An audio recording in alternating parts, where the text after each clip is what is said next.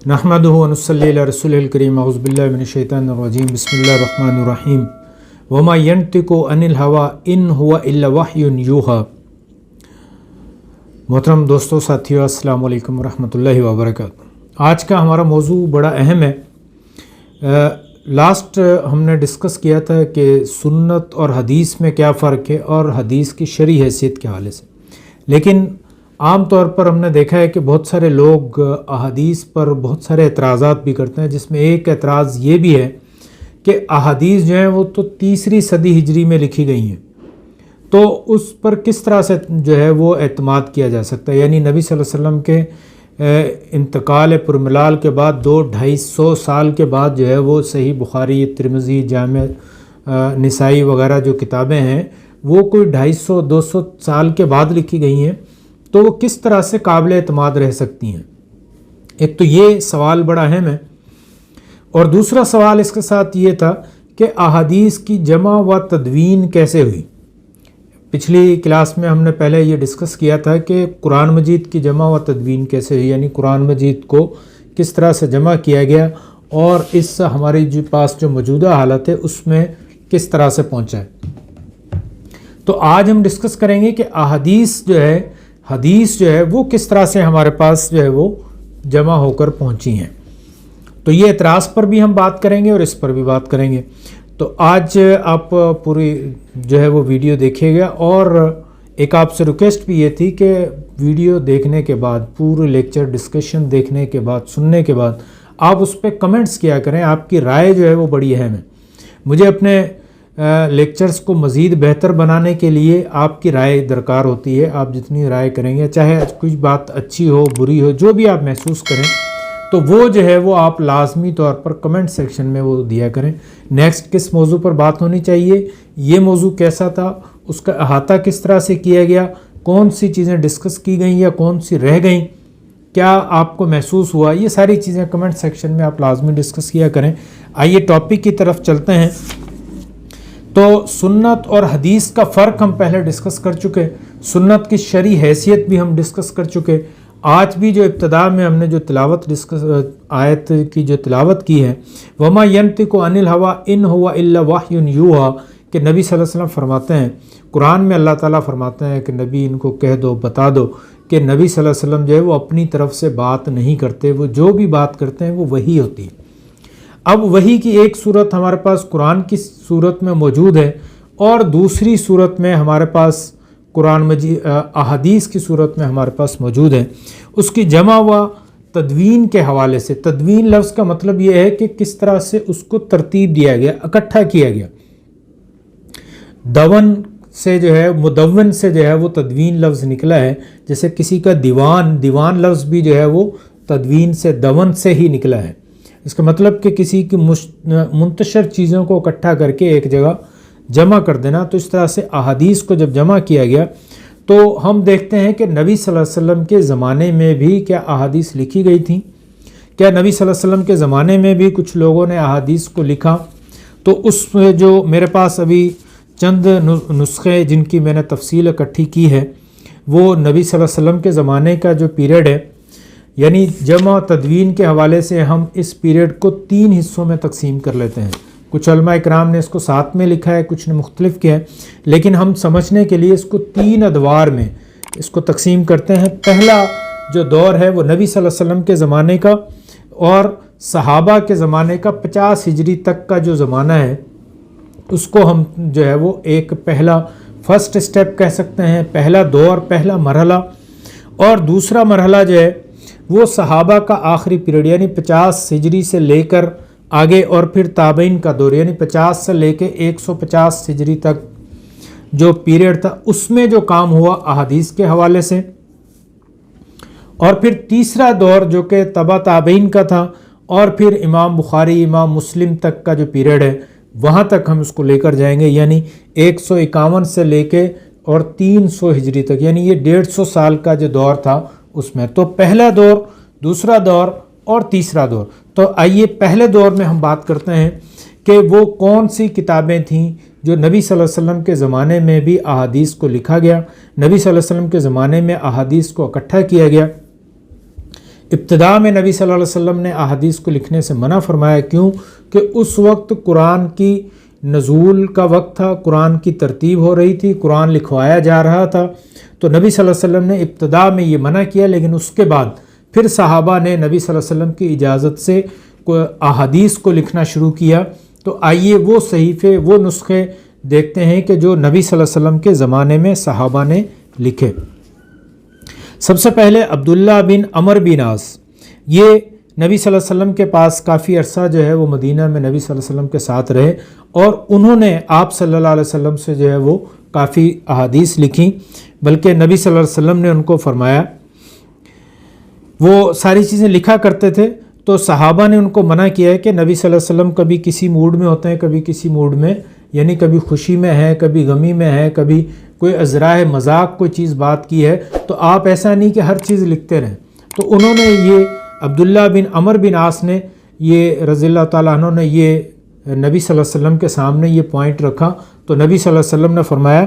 فالذی نفسی بیدہ ما خرج منہ الا الحق، کہ اس ذات کی قسم جس کے ہاتھ میں میری جان ہے، میرے منہ سے صرف حق کے علاوہ کچھ نہیں نکلتا، یعنی یہ حدیث اور وہ آیت جو ابھی ہم نے پہلے جو تلاوت کی وما ینطق عن الہویٰ ان ہوا الا وحی یوحیٰ، یعنی اللہ بھی کہہ رہے ہیں کہ سوائے حق کے یعنی وحی کے علاوہ یہ کوئی بات نہیں کرتے، اور نبی صلی اللہ علیہ وسلم خود بھی کہہ رہے ہیں کہ میرے منہ سے جو بات نکلتی ہے، جو میں بات کہتا ہوں، وہ حق کے سوا کچھ نہیں ہوتی۔ لہٰذا عبداللہ بن عمر بن عاص کو یہ اجازت مل گئی اور انہوں نے یہ لکھنا شروع کیا، تو ان کے پاس جو صحیفہ تھا انہوں نے اس کا نام رکھا صحیفہ صادقہ، جس میں 1500 کے قریب جو ہے وہ احادیث تھی، یعنی یہ دیکھیں کہ نبی صلی اللہ علیہ وسلم کے زمانے میں حدیث کی کتاب لکھی جا رہی ہے۔ اس کے بعد ابو ہریرہ رضی اللہ تعالیٰ عنہ کے پاس ایک صحیفہ تھا، جو کہ بعد میں انہوں نے اپنے شاگرد کو حمام بن منبہ کو لکھوایا، اور پھر حمام بن منبہ کا املا کیا وہ صحیفہ آج ہمارے پاس بھی موجود ہے، جسے ڈاکٹر حمید اللہ نے جو ہے وہ اپنا ایڈٹ کر کے پبلش کروایا، میرے پاس بھی وہ موجود ہے۔ یہ دیکھیں صحیفہ حمام بن منبہ، حمام جو تھے حمام بن منبہ ابو ہریرہ رضی اللہ تعالیٰ عنہ کے شاگرد تھے، اور حضرت ابو ہریرہ نے ان کو یہ صحیفہ یہ کتاب لکھوائی تھی، تو وہ آج بھی ہمارے پاس موجود ہے۔ یعنی یہ دیکھیں کہ پہلی صدی ہجری میں حضرت ابو ہریرہ کا انتقال جو ہے وہ تقریباً 57 ہجری میں، یعنی نبی صلی اللہ علیہ وسلم کے کوئی 50 سال کے بعد جو ہے وہ 40-48 سال کے بعد انتقال ہوتا ہے، تو اس وقت بھی ابو ہریرہ کے پاس یہ چیزیں لکھی ہوئی تھیں۔ روایات میں آتا ہے کہ ابو ہریرہ رضی اللہ تعالیٰ عنہ کہتے تھے کہ مجھ سے زیادہ علم عبداللہ بن عمر بن عاص کے پاس تھا، یعنی ان کے پاس زیادہ حدیثیں تھیں، کیونکہ وہ ان کو لکھ لیا کرتے تھے، اور میں اپنے حافظے پر جو ہے وہ اعتبار کرتا تھا۔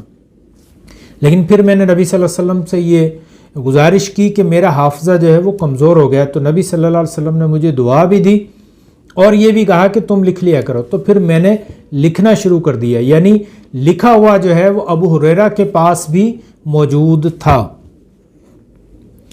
آگے چلیں تو حضرت انس رضی اللہ تعالیٰ عنہ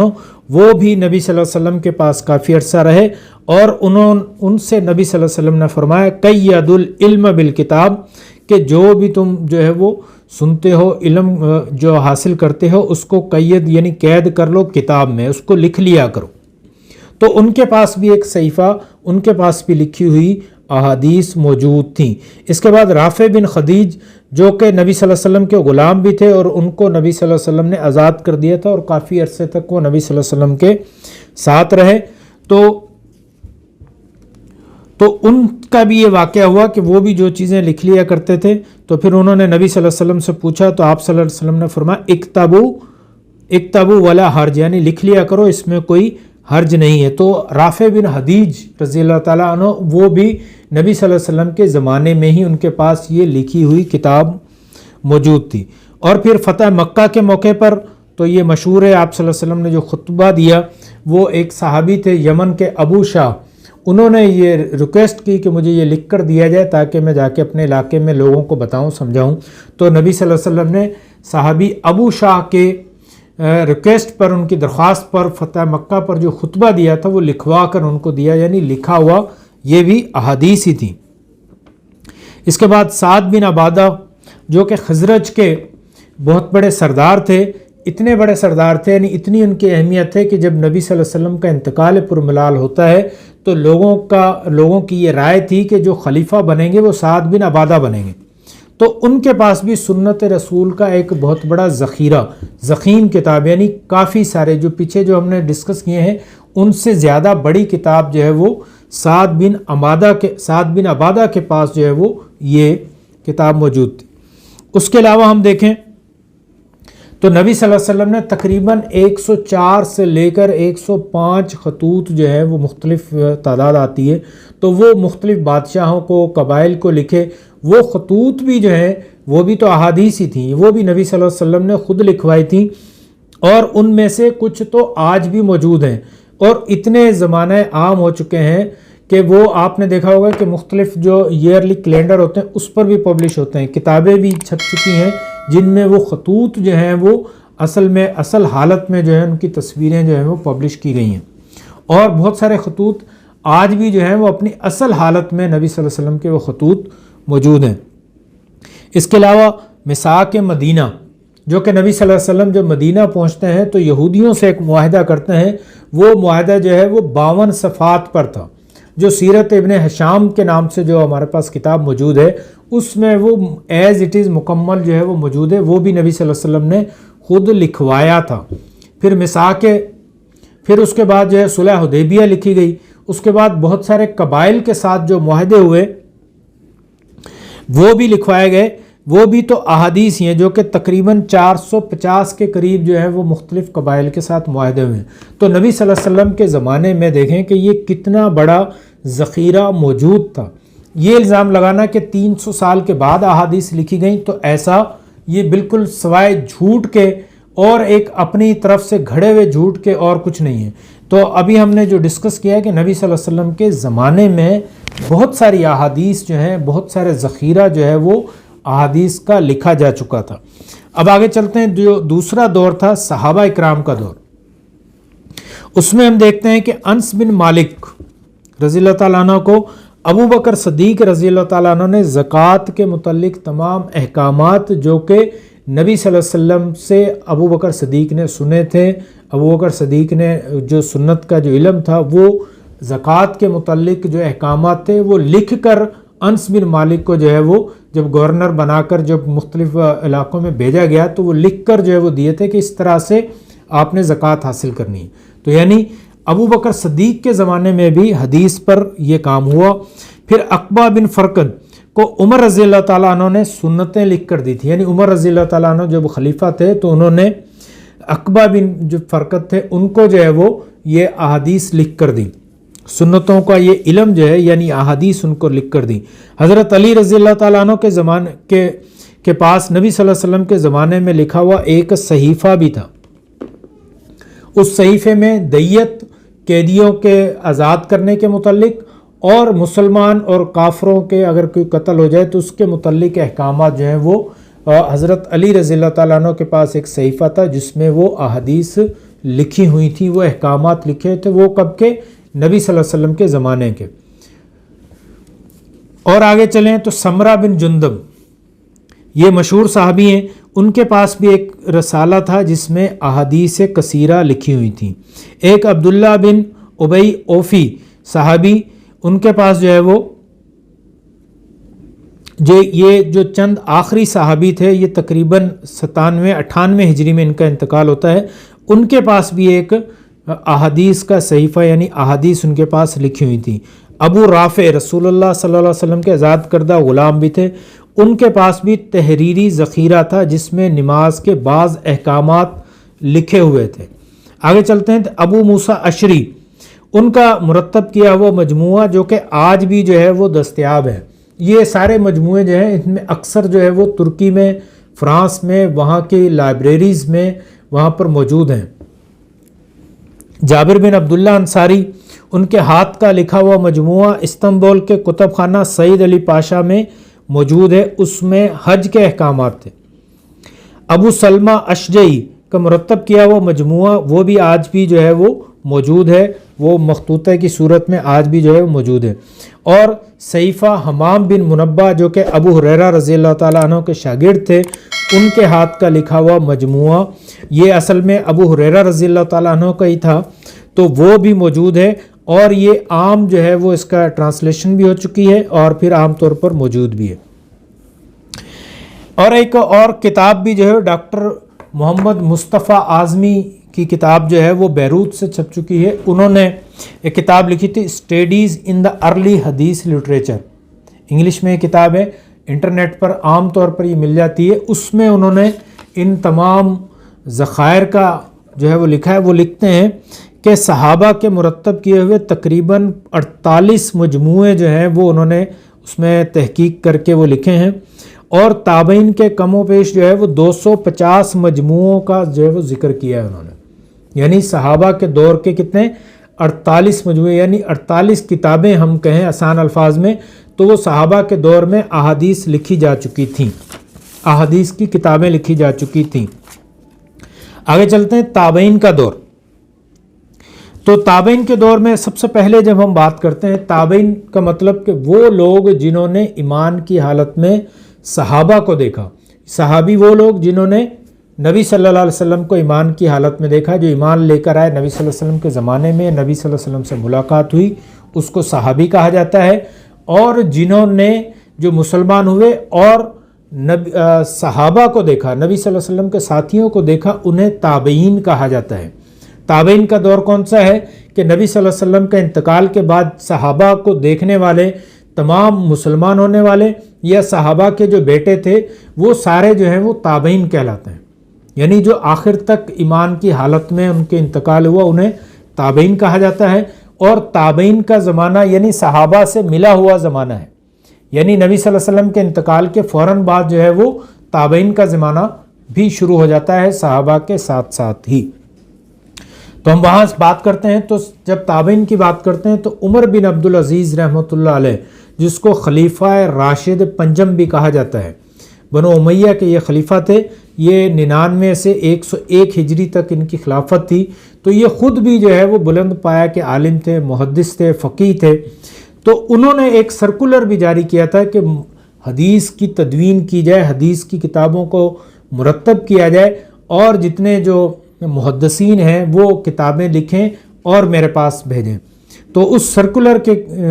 جو ہے وہ اس کے نتیجے میں بہت ساری احادیث کی کتابیں تابعین نے لکھیں۔ تابعین کا جو دور ہے وہ تقریباً 150 ہجری تک، آخری تابعی کا انتقال جو ہے وہ 151 ہجری میں ہوتا ہے۔ تو اس طرح سے یہ 99 اور 101 تک کا جو پیریڈ ہے یہ تابعین کا دور، اور اس میں جو کتابیں لکھی گئیں، آئیے اس کی طرف بھی کچھ بات کرتے ہیں۔ قاضی ابو بکر محمد بن عمر بن حزم، انہوں نے اب عمر بن عبدالعزیز کے سرکولر کے ان کے خط کے نتیجے میں ایک مجموعہ مرتب کیا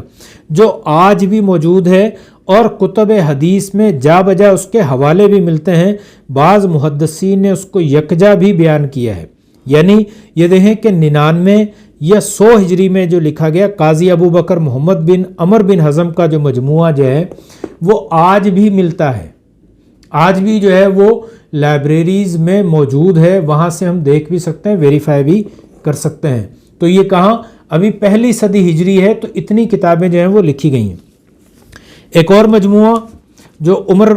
عمر بن عبدالعزیز کے جو ہے وہ خط کے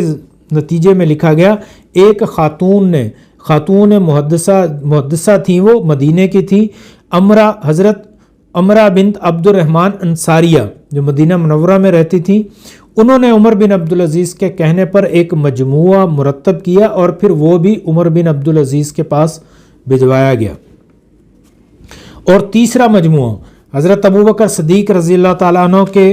پوتے یعنی قاسم بن محمد بن ابی بکر کا مرتب کردہ تھا، جو تابعین میں سے تھے، ان کے والد بھی تابعی تھے، یعنی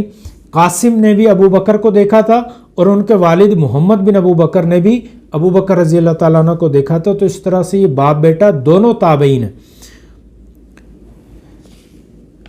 تو قاسم جو تھے انہوں نے جو ہے وہ یہ مجموعہ تیار کیا، اور وہ بھی جو ہے وہ عمر بن عبدالعزیز کے پاس بھیجا گیا، اور ان 3 کے علاوہ ایک اور بڑا مجموعہ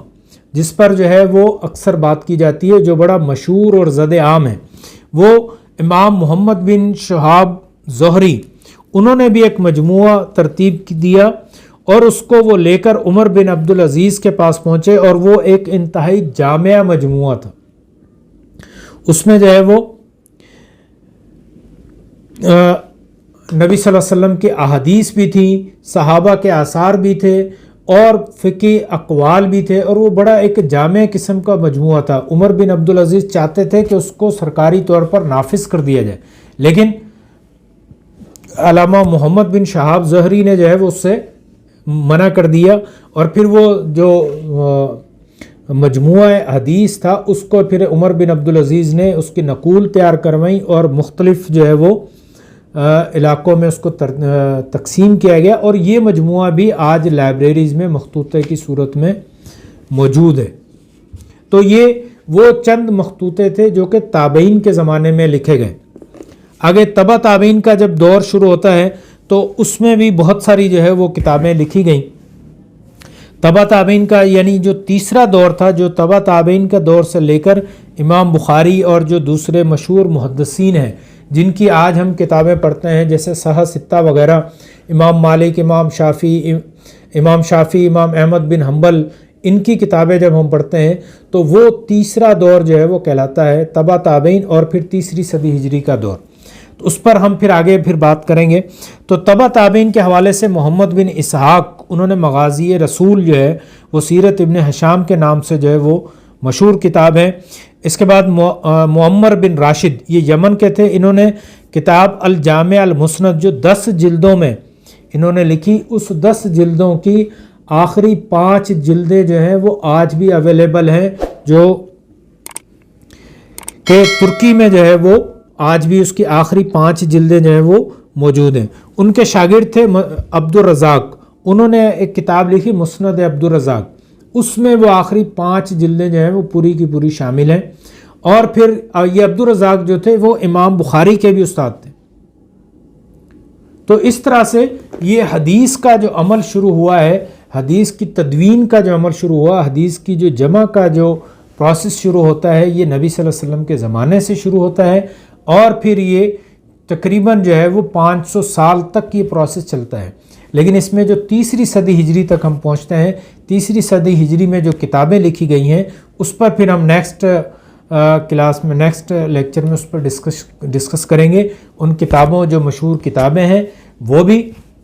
اور یہاں پر ایک اور بڑا اہم سوال یہ بھی ہوتا ہے کہ یہ جب اتنی اہم کتابیں جو نبی صلی اللہ علیہ وسلم کے صحابہ کے تابعین کے دور میں کی تھیں، تو آج ان کو چھوڑ کر ہم تیسری صدی کی کتابیں کیوں پڑھتے ہیں؟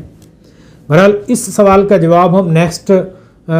ڈسکشن میں انشاءاللہ اس پر ہم یہ بات کریں گے کہ ان کتابوں کے اوپر زیادہ جو ہے وہ بھروسہ کیوں کیا جاتا ہے۔ وہ اویلیبل ہیں تیسری صدی کی، یعنی امام بخاری رحمۃ اللہ علیہ کی صحیح بخاری، صحیح مسلم، جامع ترمذی، نسائی، ابن ماجہ اور دوسری قسم۔ تو وہاں ہم یہ بھی بات کریں گے کہ جو احادیث کے کتب کی اقسام ہیں، یعنی جیسے صحیحین کہا جاتا ہے، صحیح بخاری اور مسلم کے ساتھ صحیح لگایا جاتا ہے، اور ترمذی کے ساتھ جامع لگا دیا جاتا ہے، ابو داؤد نسائی کے ساتھ سنن لگا دیا جاتا ہے۔ ایسے ابھی ہم نے جو ڈسکس کی کہ مسند عبدالرزاق، مصنف جو ہے مستدرکین، مستدرک حاکم، تو یہ اقسام کیوں ہیں، ان کے کیا معنی ہیں، اور حدیث کی جو مشہور صحیح ستہ کی جو کتابیں ہیں اس کے تعارف پر بھی ہم نیکسٹ انشاءاللہ بات کریں گے۔ آج کے جو سیشن ہے وہ کیسا رہا اس کے بارے میں اپنی رائے اور کمنٹ لازمی دیجیے گا، اور مجھے اس کے ساتھ ہی اجازت دیجیے گا۔ اللہ تعالیٰ سے دعا ہے کہ اللہ تعالیٰ ہمیں قرآن اور احادیث پڑھنے اور اس پر عمل کرنے کی توفیق عطا فرمائے۔ وآخر دعوانا الحمدللہ رب العالمین۔ السلام علیکم ورحمۃ اللہ وبرکاتہ۔